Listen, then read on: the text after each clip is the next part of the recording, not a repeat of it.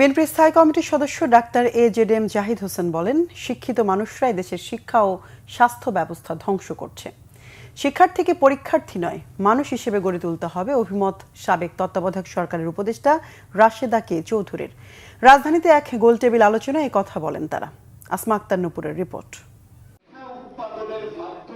সোমবার রাজধানীর সিরডাপ মিলনায়তনে গণতান্ত্রিক পুনর্গঠন, শিক্ষা, জনস্বাস্থ্য শীর্ষক সংলাপের আয়োজন করে সেন্টার ফর গভর্নেন্স স্টাডিজ।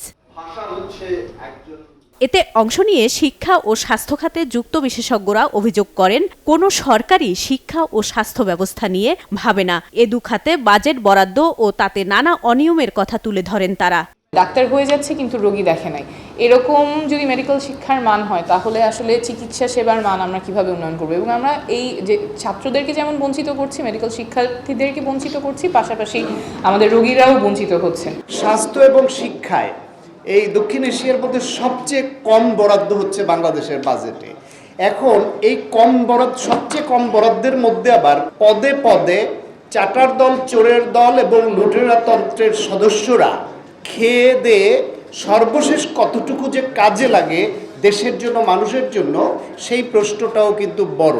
বর্তমান সরকার শিক্ষা এবং স্বাস্থ্য কমিশন করেনি। কেন করেনি প্রশ্নটি করতে হবে।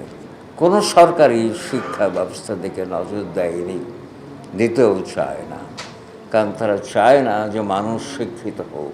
2024-এর গণ উত্থান মধ্য দিয়ে যে মানুষের আস্ফালন বা আবাহন দুটোই কিন্তু প্রশ্নবিদ্ধ হয়েছে।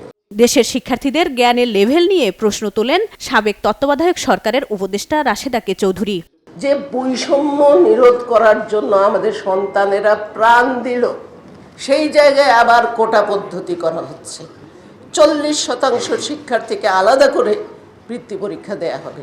মানেটা কি দাঁড়াচ্ছে যে শিক্ষা প্রতিষ্ঠানগুলো অসুস্থ প্রতিযোগিতা শুরু করবে। ক্লাস 3 থেকেই এই 40% শিক্ষার্থীকে আলাদা করা হবে করে, এবং তাদেরকেই সব কিছু তাদের উপরে দৃষ্টিপাত করে করা হবে। শিক্ষা পরিস্থিতি নিয়ে হতাশা ফুটে ওঠে বিএনপির স্থায়ী কমিটির সদস্য ডাক্তার এজেডএম জাহিদ হোসেনের বক্তব্যে।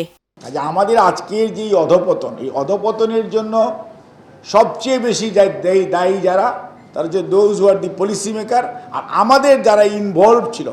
এবং আমি সব সময় বলি, এই দেশের বড় সমস্যা শিক্ষিত মানুষ। অশিক্ষিত গরিব মানুষ এই দেশের বড় সমস্যা না, কারণ ওরা কেউ এই চেয়ারে বসে না। শিক্ষা কমিশন করার তাগিদ দেয়া হয় সংলাপে। আসমা আক্তার নূপুর, বাংলাভিশন, ঢাকা।